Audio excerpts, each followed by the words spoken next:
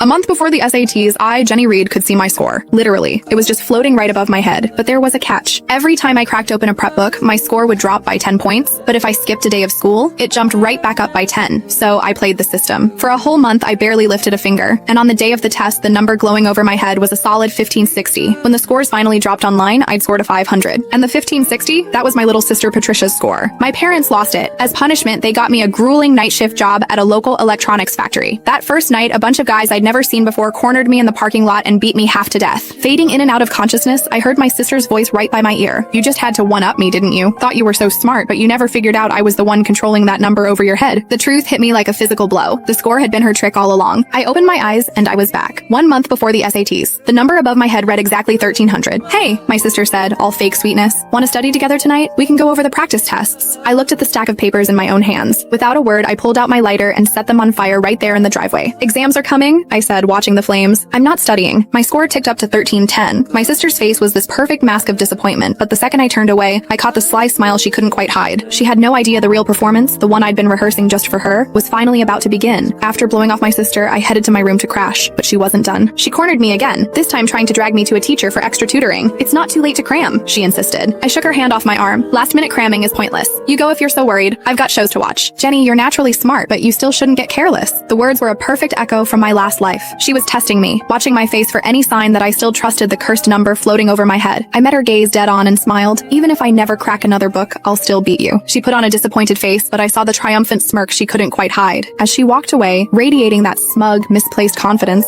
I almost laughed out loud. "Oh, little sister this time. The one being careless is you," I thought happily. Back in my room, the score had already ticked up to 1320, but the second I unzipped my backpack, the number started to fall. By the time I'd reviewed my teacher's notes, it had plummeted to 1280. I tapped my phone, pulling up the feed from the pinhole camera I'd hidden in her room. She was freaking out. "Why is it dropping so fast? I knew she was lying. She said she wasn't studying, but she's obviously grinding right now. Why doesn't she believe the score?" A cold, unfamiliar voice answered her. "Why are you panicking? Once it drops below 1000, it'll detonate right on top of her. Studying is basically a death wish." My blood ran cold, but my sister looked thrilled. If she gets blown up, she deserves it. Who told her to start studying and mess with my head? Staring at the falling number, my mind raced. I had to find a way to fool this thing, and fast. I spent the next hour trying everything. No matter what I did, the moment I engaged with any study material, the score kept dropping. When it hit 1000, it flashed a violent warning red. Pure adrenaline shot through me. I slammed my books shut, grabbed my stuff, and booked it to an all-night bar downtown. I didn't breathe easy until I saw the number climb back to 1530 on the reflection in my phone. And right on cue, my sister noticed it too. On the surveillance feed, she looked unbearably smug. I knew that idiot would fall for it. She's probably out partying right now, thrilled that her score is going up from slacking off. She actually thinks she's going to score a 1530. That's my score. Watching her celebrate, I let